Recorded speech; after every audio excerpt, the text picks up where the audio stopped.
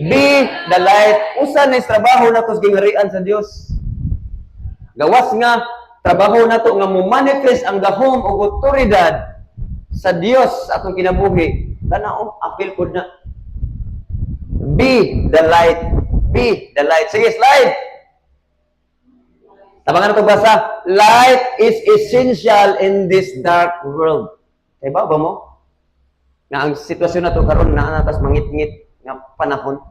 Dili siya literal man nga ngit-ngit. Dautan, wicked nga world. Wicked nga sistema sa kalibutan. Musugot man kag sa dili, and we are under in this dark world. Ang bugtong rang paagi, pagwagtang sa kangit-ngit, hayag ra. Mo bitaw na sa verse 2 sa Genesis, sa diyang niingon ang pulong sa Ginoo, ang kalibutan void. Meaning guba, walay dagway, dili pa porma ang kalibutan. O gani ngit-ngit kayo, walay lang makita, wala yuta tubig ra. Naa dito sa kalibutan void, dili mapurma guba kay na mao lagi naay gubat nga nahitabo nga wala nato masayre. Sa diyang ni rebellion ang mga creatures dito sa langit sa Dios. Una guba kayo ang kalibutan.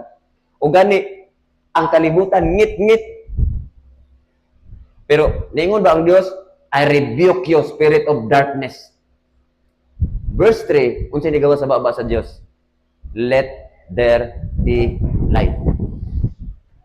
Mao na kung doon na may dark portion, darkness area sa atong kinabuhi, dili na madag rebuke. Kaya ang kingit-ngit dili ma-rebuke. Ang bugtong paagi nga muwagtang, mutangtang sa kangit-ngit, light. O na ningon ang Dios, let there be light. O ang kangit-ngit sa kalibutan, nawagtang. Light is essential in this dark world. Ako balik-balikon, ang kahayag, importante, mahinungdanon kaayo, nining kalibutan nga mangit-ngit. Walay laing paagi. Paglakaw sa dalan, ngit-ngit, mahadlok ka sa. Bisan pag-unsa na, bisan pag-unsa kang ngit-ngit sa usa ka lugar, bisan pag alas 12 na sa, kaya pag, bisan tuhlo ko ng mata, di ka kakita, pero pag dalaragog, bisan gamay nga hayag, mausa mga atmosphere. Ingon anak kamay nung danon ang light. O nang mensahe ron, be the light. Nini kalibutan, ang ngit-ngit. Be the light. Light is essential in this dark world. It offers illumination for safety and vision. Ang kahayag, nag-offer na, naghatag na og danag, magdanag na. Kung sa may gayon, nga ang usa ka lugar, madanagan na gani na sa kahayag, tanawa, maghatag na nimog seguridad. Paglakaw kunos, ngit-ngit, kung di ba ka, kabungi-bungi, di ba ka pandol-pandol. Pero sa dihang naay kahayag imong dala, bisan unsa man nakangit-ngit, unsa man kalisod sa dalan, di ka malagma.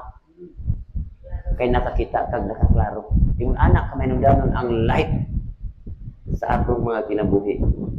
Ingon anak kamay nung danon ang kahayag nining mangit-ngit nga kalibutan. Next. Light brings hope, truth, and guidance in the face of despair, ignorance, and sin. Wala lang solusyon ano? Kanang atong pagka-way, bangkaagan, kaya ba mo? Another word sa ignorance? Darkness. Darkness. O walay laing solusyon sa ignorance. Light. Light. Because light is understanding. Light. Kanang mga higayon, nga desperado ta sa mga sitwasyon sa atong kinabuhi, ang atong gikinahanglan ra, light. Light. Light. Kaya ang light, nagdala na siya paglaog. Ang light, nagdala na sa kamatuuran. Nga bisan, ang usa ka lugar, nangit-ngit kayo, bisan pag, unsa isulti ang tawhana diha, nga, kana diha, naidaghang mga butang diha, naidaghang mga nindot diha, pero wa kay nakita. Still, dili ka sure kung tinuod ba na yung gisulti. Kalos alam nimo ma-prove nga tinuod yung gisulti. Nga, naa na mga butang nga diha ang ngit-ngit nga lugar, sa diha magdala ka kahayag, makita nimo. Ug daghan kayong atong area sa atong kinabuhi nga nangit-ngitan. Daghan kayong area sa ginako nga ngit-ngit. Muna nga wala kay kasiguruhan.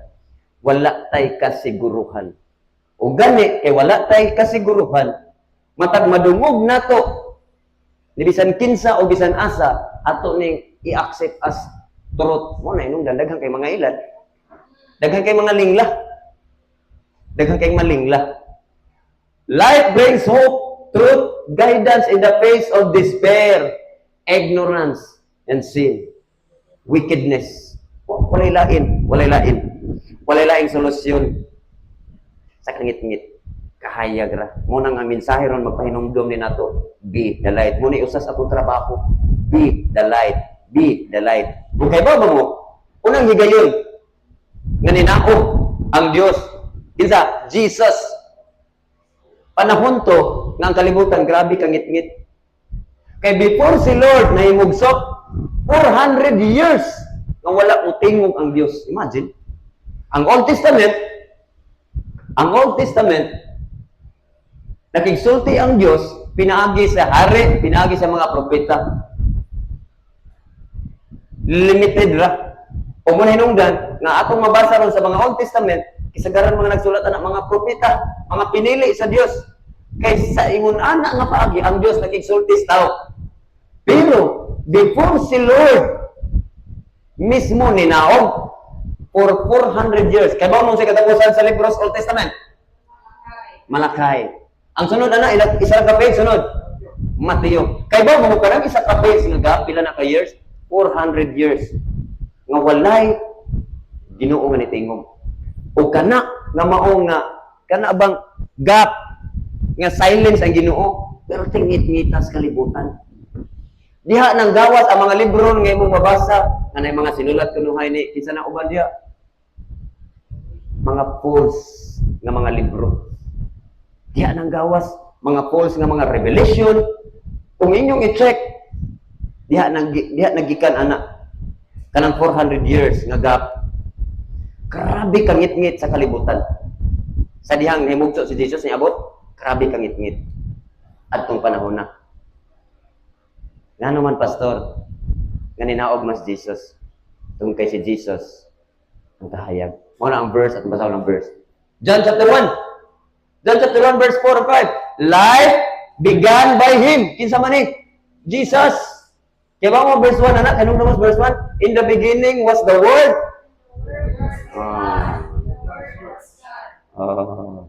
Muna pag verse 4, life began by Him. Ang gisgutan ani si Jesus. Life began by Him. His life was the light. Muna hinungdan, tinaog si Jesus, kaya atong panahon na ato higayon na ang kalibutan, grabe kangit-ngit. Gisanapan sa tumang kangit-ngit. Gisanapan sa tumang kadautan. Gisanapan sa tumang pagkaway paglaom. Una, sa diyang ninaog si Jesus, ang kangit-ngit na dispel. The light shines in the darkness. Tanawa unsay sulod dito sa diyang ang kahayag ni danag sa kangit-ngit. The darkness has never been able to put out the light. Kay walay paagi nga ang kangit-ngit mudaog sa kahayag. Timan-in ninyo nga prinsipyo. Walay paagi, walay kahigayunan nga ang kangit-ngit mudaog sa kahayag. Muna pag-abot ni Jesus sa kalibutan, ang kangit-ngit nahanaw. Ang kangit-ngit nahanaw. Muna usas rason nga nung ninaog si Jesus. Kaya tumahigayon na ang kalibutan. Grabe kangit-ngit. Grabe kangit-ngit. Another verse. Matthew 4:16. The people who sat in darkness have seen great light. Kinsa ning great light? Jesus. Tanawa, the people who sat in darkness have seen great light. And upon those who sat in the region, tanawa, tungod sa kangit-ngit sa panahon sa kalibutan at panahon na, gitawag ko siya og shadow of death. Sa lugar din ang anino sa kamatayon. Sa lugar din ang lugar, grabe kangit-ngit ni danag ang grabing kahayag. Uno, and upon those who sat in the region and shadow of death, light has dawned. Ug dito pa lang ang mga tao at panahon na nakabaton og bag-ong paglaom. Dito pa lang higayon na ang mga tao nakakita sa wa nila makita des kangit-ngit. Nakasabot sa wa nila masabti. Ingon anak kamay nundanon ang kahayag. Ingon anak kamay nundanon ang kahayag. Una inungdan si Jesus ni ingon, John chapter 8. John chapter 8. Abang agbasa go. I am the light of the world. He who follows me shall not walk in darkness, but have the light of light. Si Jesus ang kahayag nga gisgutan sa Bible. Ug gani sa gayon nga si Jesus nagministry na nigawas ni mismos ba ni Jesus? I am the light of the world. Ug ang nakaninot mao na yung nagsunod.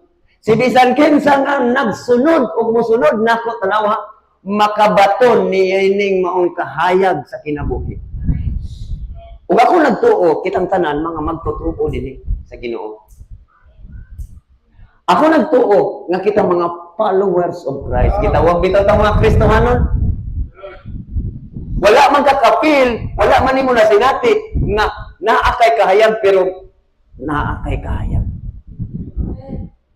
Kaning word, this is the word from the very mouth of Jesus. I am the light of the world. He who follows me shall not walk in darkness but have the light of light. Tanan nga ni tuos Ginoo, tanan nga ni sunod sa Ginoo, nakabaton o kahayag sa kinabuhi. Mo na nga itong mensahe ron, unsa? Be the light. Ay kahayag ka. Pasugot mong kag sa dili, kahayag ka. Kahayag ka. Kung mo niya itong usas trabaho, dinis ingarian sa Dios. Usas atong trabaho, kalibutan nga ngit-ngit, nga kinahanglan mahimutang kahayag. Ang pangutana, nahimo ba ito yung tinud-anay nga kahayag?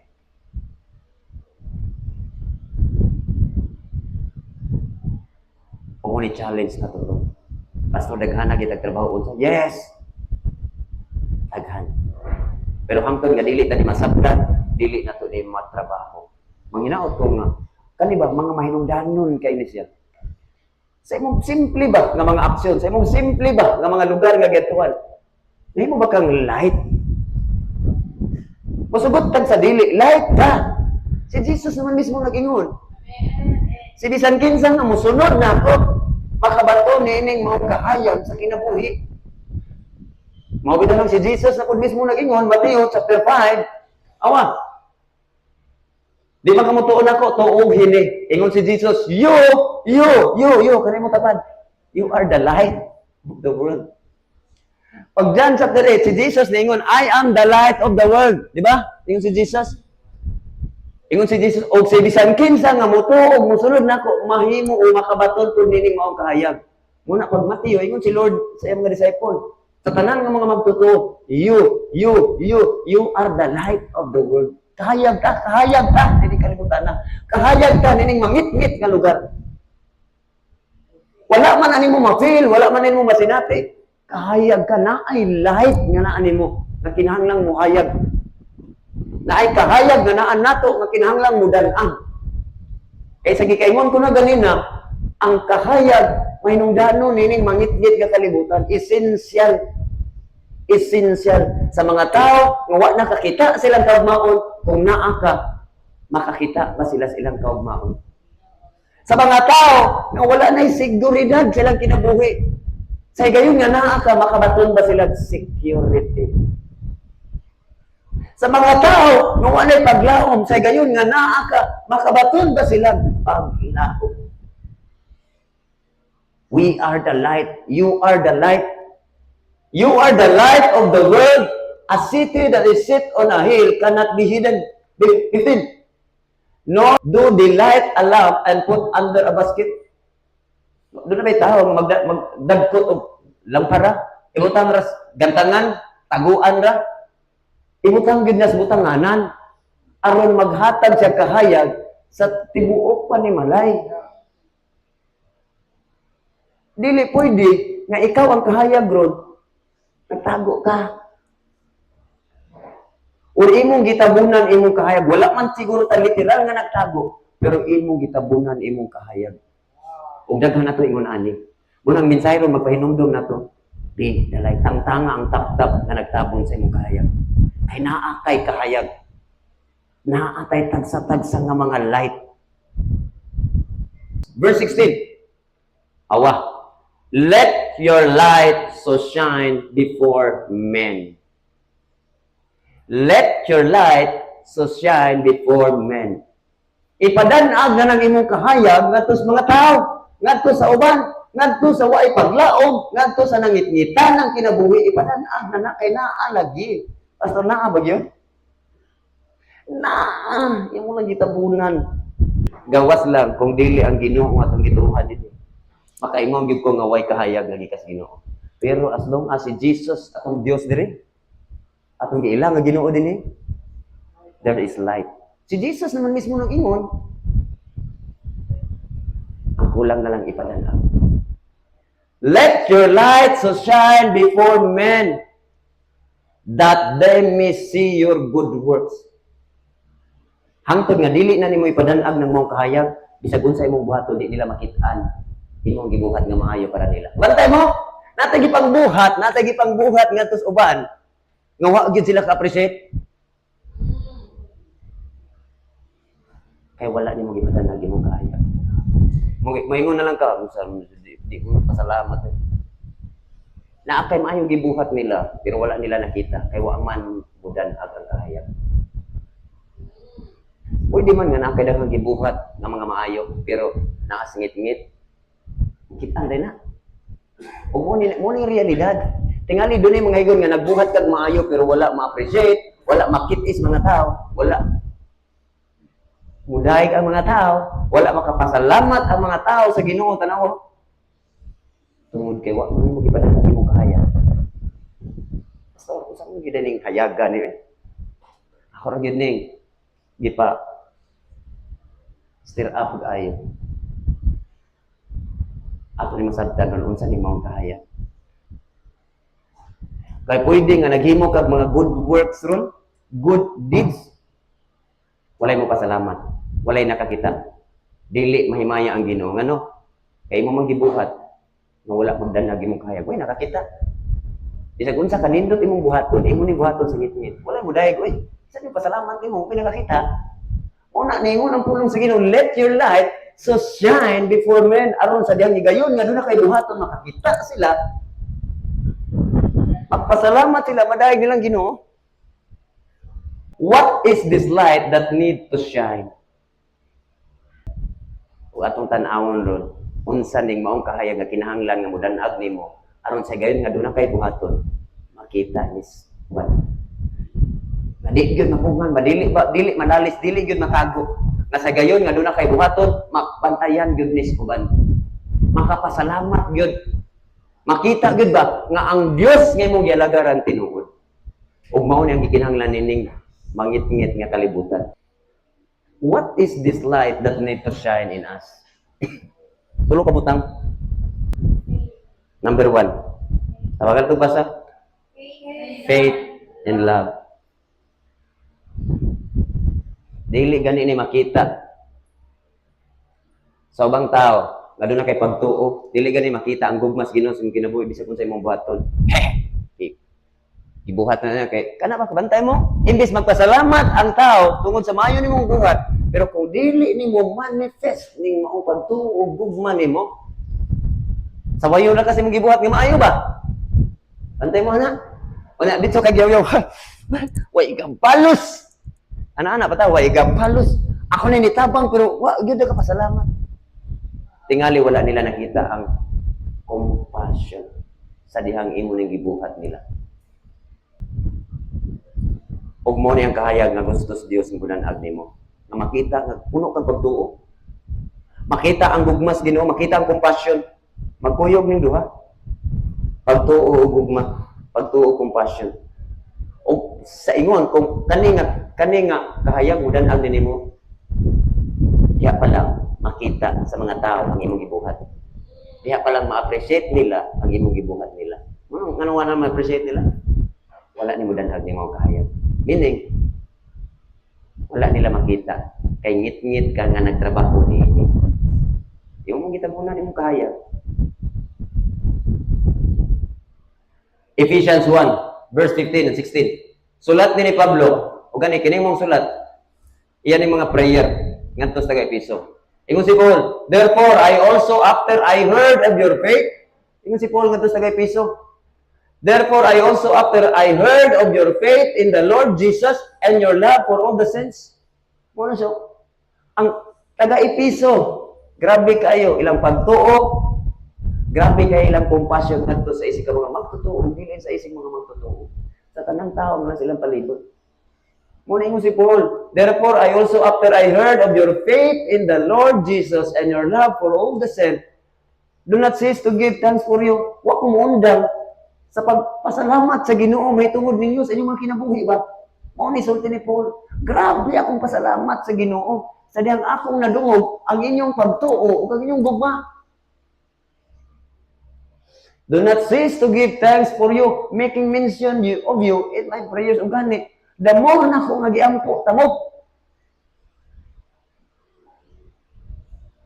Faith and love. Mao ni ang usas kahayag nga mosumusyain. Gustos Ginoo mo shine nato. Be the light. Be the light. Let your light shine so bright. Amen. Kining mao nga light, ray of light. Faith and love. Faith and love. Di pwede nga muhayag ka, kunya Domingo, tagsar ka makitaan. Makitaan na kayo, grabe mo pang ginabuhi dito. Makitaan ka sa ubang mga tao, ay, nang ginabuhi. Ha? Wala Kristohanon. Makita ang mga di Kristohanon, wala ni salig siyang Ginoo. Pero kung makitaan ka, dili man siguro naa ka tanan, pero makita ka ba, na naabuhi ang pagtuo nimo. Kayong grabe ni tawhanan. Pantay mo. Inani mo tapad, faith ug love ra di ay.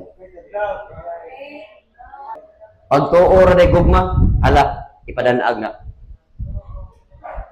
Number 2. Abang agbasa. Go! Wisdom and revelation.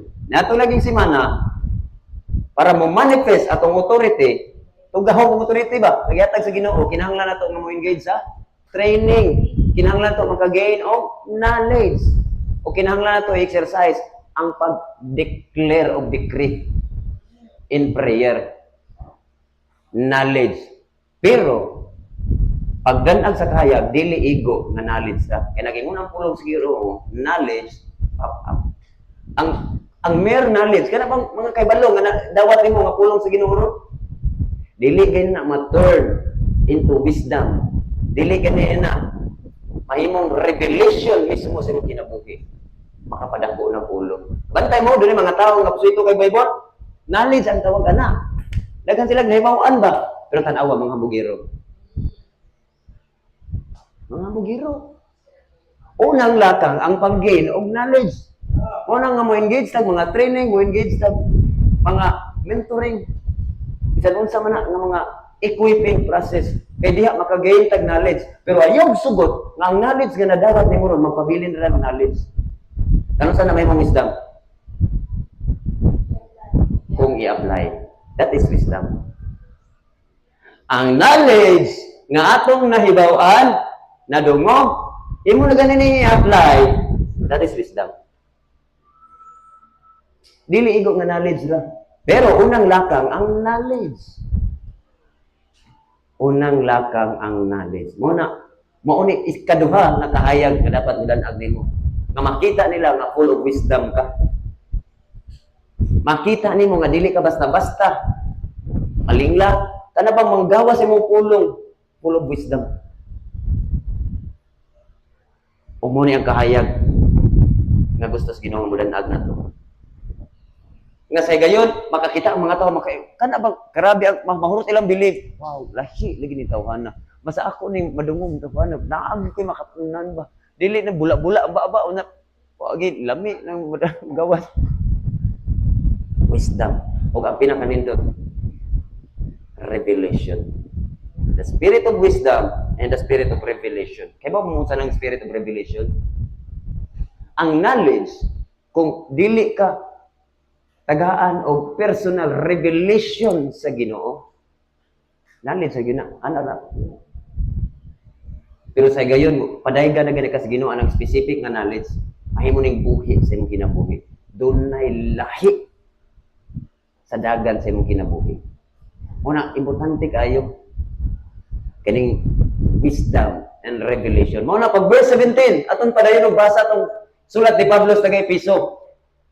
Ingon si Pablo verse 15 ug 16, nga sa diyon nakadungog ko sa inyong pagtuo ug gugma. Grabe na ko pasalamat, umuhunong pasalamat sa Ginoo. Ug gani padayon ko nga nag-ampo ninyo. Tan-aw mo niyang lain nga giampo. Kay nakita ni Pablo nga dili igo ang gugma pagtuo nga nara nimo, dili na igo, mudan ag pagayo. Kinahanglan mudan ag kun ning gitawag og tanawa that the God of our Lord Jesus Christ, the Father of glory, may give to you the spirit of wisdom and the revelation in the knowledge of Him. Ingon sila dili na igo lipay kay ko nga nakadungog sa inyong gugma, sa atong kaigsuonan, sa inyong pagtuo, pero nag-ampo ko sa Ginoo more para ninyo. Unsa man ning more para nato? The wisdom and the revelation. Una, kung naa na kaaning love and faith, ayog sugot, ayog hunong. Kung gani ang prayer ni Paul, Apostle Paul, nga to sa Efeso, dili ra gugma o pagtuo, kaya yan naman nakita nga ni manifest. Pero ang gusto ni Apostle Paul nga mo manifest more sa mga Ephesians, taga-Ephesians. The spirit of wisdom and the revelation. Kay pwede, anak kay pagtuo. Pero kung wala po kay klaro nga understanding sa imong gituuhan, masayo mo kung natong apply, mantay mo, lahi mong sabot. Ganahan ka ma-apply, lahi mo di mo ma-apply. More importante kayo ning duha. The wisdom, the revelation. Nga taghan understanding ba? Taghan understanding. Tanaw, ito no? The eyes of your understanding being enlightened. Enlightened. Mahayagan, maabli. Ang mata sa atong salabutan, mahayagan. Dili igo. Nga imong dala-dala ron, gugma. Luna kay pagto, dili igo. Kinahanglan, mudan agning gitawag og wisdom. Nga everything we do, bisan asa man ka ngayon, unsa may mong gibuhat, makita gid ba nga malamon ka. Di ka patak-atak sulod ng mga butang sa ay kini dali ra mga kwarta. Dali join ta. Unsa man na? Tungpan, kapakapa noon. Walay wisdom. Doon ay mga pagtuo, pero sayo po nga pagtuo. Kay walay personal revelation sa Ginoo. Lahi ang tao nga dunay personal revelation sa matag pulong sa Ginoo. Malikon. Lahi ang tao nga imoy katubang nga sa matag bungat siyang baba. Gikan mismo sa Ginoo kay personal revelation. Ug mo ni gustos Ginoo nga modan-ag nato. Makita ang wisdom sa Ginoo. Makita ang intention sa Ginoo through us. Pinaagi na to. Pinaagi na to. Wisdom and revelation. Unsa to number 1? Faith and love. Number 2, wisdom. Mo ni ang kahayag nga gustos Ginoo nga modanag na to. Wisdom and revelation. Sa ingon, makabaton ta atong mata ba? The eyes of understanding, atong understanding, kani ba? Kani. Kaya ba mo nganong gibutang na eyes of understanding? Because our spiritual eyes is our mind.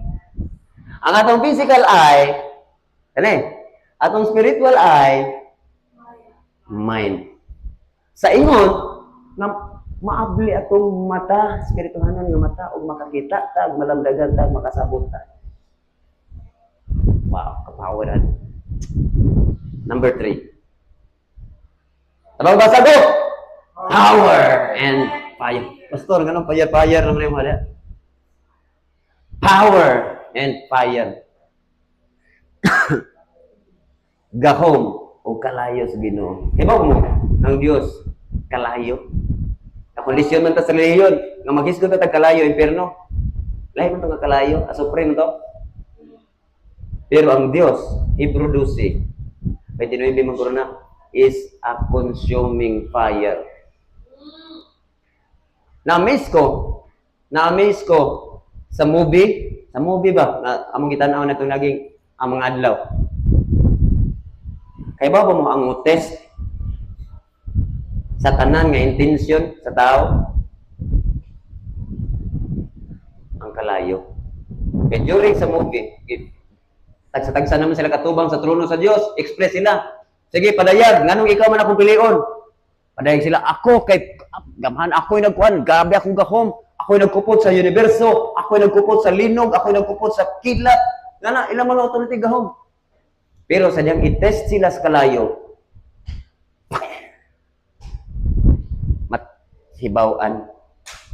mahibawaan ng ilang intensyon, dili putli. Itest sila sa kalayo sa Ginoo. Mahibawaan nga ang ilang mga intensyon, dunay dili maayo nga intensyon. Madayag. O gani, naging si Pedro. Unang Pedro, unang sa City. Ato pagtuho, kung sa'yo testingan eh. Kalayo man. Kalayo. O gani, ang bulawan, mugawas na sa dihang muagig kalayo. Fire and power. Una, ingon ang verse 19. And what is the exceeding greatness of His power? Muna usas mga ampo ni Pablo. Makita na to ba ang gahom sa Ginoo sa atong kinabuhi? What is the exceeding greatness of His power toward us who believe? According to the work of His mighty power, which He worked in Christ when He raised Him from the dead and seated Him at His right hand. Okay ba mo? Nakining gahom. Great power nga gustos Ginoo nga mo shine sa atong mga kinabuhi. Mao ning gahuma nga nagbanhaw ni Kristo. Mao na nga ang word great, di pa gyud great, exceeding greatness of His power. Mao ni gustos Ginoo nga modan-ag na to. Ang iyang exceeding greatness power. O kining mong exceeding greatness power is the fire of the Holy Spirit. Diba ikon si John the Baptist? Nagbunyag ko ninyo sa tubig. Pero naay mo sunod na to na magbunyag kaninyo sa Espiritu sa Ginoo o kalayo. Holy Spirit and fire.